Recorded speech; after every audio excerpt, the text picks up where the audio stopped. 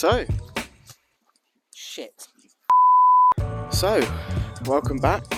Here's my lovely one series that you have seen many times on the channel before. And basically, what we're doing today is I'm going to be going through the five. I'm going to be going through the 5 most hateful things I have about the car. I can see it's actually a lovely car. I mean, I got these done. They weren't standard. But yeah, if you look around, it's a pretty good car all round. Obviously, we're using a different mic today, so hopefully the quality is up to scratch. But yeah, you know how it is. Yeah, let's just jump it right into the first one. So the first thing I hate about this car, but I wouldn't say I hate it actually.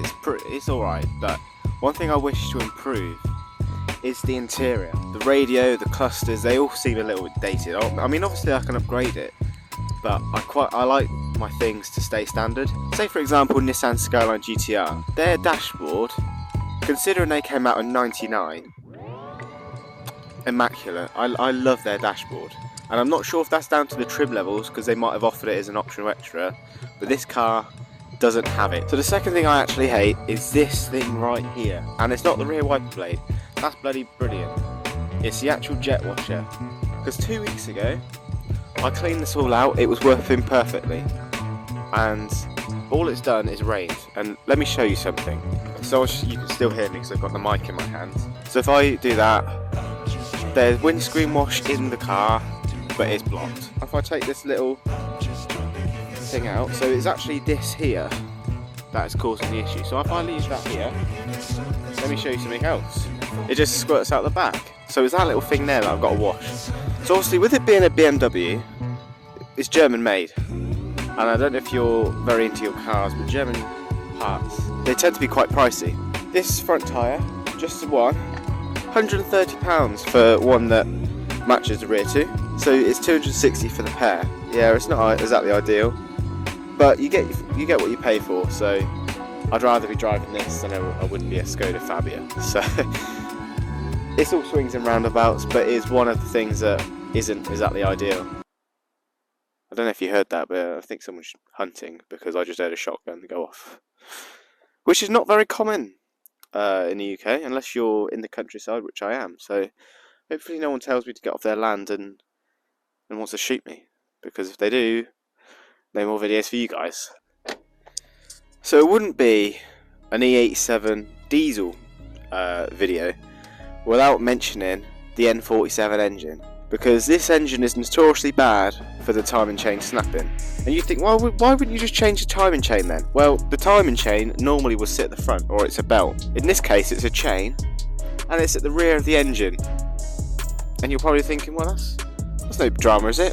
Massive drama. So to change it, you have to take the entire engine out and change it that way, which isn't ideal because not all of us have access to engine hoists and, well, the ability to take a whole engine out. And I've taken the DPF out myself, and that is situated just down at the bottom of the engine bay. That was a fucking ball ache of a job. Never mind taking a whole engine out, because I'd imagine bumper comes off, radiator, all that shit. So yeah, it's not something that I'd like to do. I'm just trying to get in my own car, and to be honest, the 5th point was that just to say how crammed everything feels in here. And bearing in mind, I'm 5'9", my knees are touching the seat still, and I've got quite a short torso, so headroom's not really an issue for me. So if I sit up straight, then maybe I've got 2 inches of headroom. So even if I'm 5'11", I'm going to be, stricken to space here. Yeah, I wouldn't want to sit in the back of this car if I was over 6 foot, put it that way. I don't know, my old Citroen, so it's French brand, everything inside the engine bay was fairly well spaced, and you could fit your hands in. A lot of the jobs in that engine were fairly easy to do. In here, however, in a German engineered car, whew, ain't the one. Below here you've got like a box, and that just allows room for the prop shaft that goes to drive the rear wheels. Just a bonus one as well, actually. While I was driving here to the destination, my front passenger door was rattling a hell of a lot. And put it this way, it was pissing me off. And also, as well, another thing is, I haven't got any clips of this, but when you're driving at high speeds, the windscreen whistles. So I don't know if that's something to do with the same door, or if it's that window. So it might be the window rattling, in course, because it's a little bit open, it's whistling. But yeah, it's annoying to say the least. And that is kind of it, fellas and fellitas, as Calfreezy would say. But yeah, it's a nice little video. Hopefully it's swayed your choice in either buying or not buying a 1 Series, specifically a 123D. But yeah, hope you did enjoy. If you did enjoy, be sure to smash that like button. If you're new around here, subscribe, and I'll see you next time. Goodbye.